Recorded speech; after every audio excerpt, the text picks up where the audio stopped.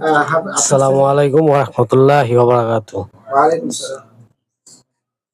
আসলে আমার ছেলে যখন দুনিয়াতে আসে, হ্যাঁ? তখনই আমার ইচ্ছা ছিল মানে মনের থেকে একটা ইচ্ছা ছিল যে আমার ছেলে ইসলামিক লাইনে পড়াশোনা করবে এবং সে কোরআনে হাফেজ হবে। হ্যাঁ? বড় মাওলানা বা আলেম তারপরে পরবর্তী স্টেপে যাবে। এরকম একটা স্বপ্ন ছিল। তো আলহামদুলিল্লাহ যে সেই স্বপ্ন আজকে আমারে আল্লাহ বাস্তবে পরিণত করে দেখাইলো। হ্যাঁ? যে আমি আসলে অনেক আনন্দিত এবং আমি হয়তো মানে ভাষায় প্রকাশ করার মতো না যে আসলে কতটুকু আনন্দিত ফিল করছে। হ্যাঁ?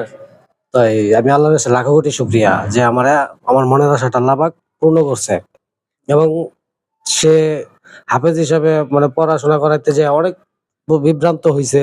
হ্যাঁ? অনেক জায়গায় অনেক দিছি, পড়াশোনা করে নাই, ফাঁকি মারছে। কিন্তু আলহামদুলিল্লাহ যে আপনাদের এই মাদ্রাসায় এসে শেষ পর্যন্ত হ্যাঁ, আপনাদের এইখানে আসার পরে সে এত দ্রুত এবং অল্প সময়ে যে সে হাফেজ হয়ে যাবে মানে এটা কল্পনার বাহিরে। হ্যাঁ? এটা আমাদের কাছে অনেক ভালো লাগছে এবং আমি অনেক শুকরিয়া যে আপনাদের এই মাদ্রাসার প্রতি।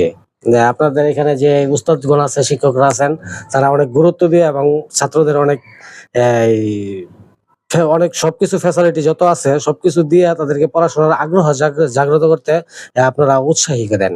হ্যাঁ? এইজন্য মানে ওরা খুব দ্রুত হাফেজ হওয়ার এই প্রতিষ্ঠানে মানে হইতে পারছে। তা আমি এতে অনেক শুকরিয়া। আমি কল্পনা করতে পারি নাই। কিন্তু অনেক, অনেক খুশি যা ভাষায় প্রকাশ করার মতো না। তো আপনাদের সবাইকে অনেক ধন্যবাদ। কারণ হইলো আপনারা অনেক কষ্ট করছেন। আসলে বাপ-মা তো সন্তান জন্ম দেওয়ার পরে আর কোনো ইয়া নাই। কিন্তু দায়িত্ব হলো উস্তাদগণদের। সঠিক পর্যবেক্ষণ থাকলে হ্যাঁ, ছাত্র খুব দ্রুতই হ্যাঁ, একটা ছাত্রকে মানুষ করার দায়িত্ব হলো উস্তাদের। ঠিক আছে? তাই সেই জায়গাটুকু আপনারা যথেষ্ট পরিমাণ পূর্ণ করে রাখছেন। যার কারণে আমরা এখন আনন্দিত। ঠিক আছে? এরকম সুখবর এত দ্রুত পাইছি। তাই আপনাদের অনেক ধন্যবাদ। এখন আর কি বলবো?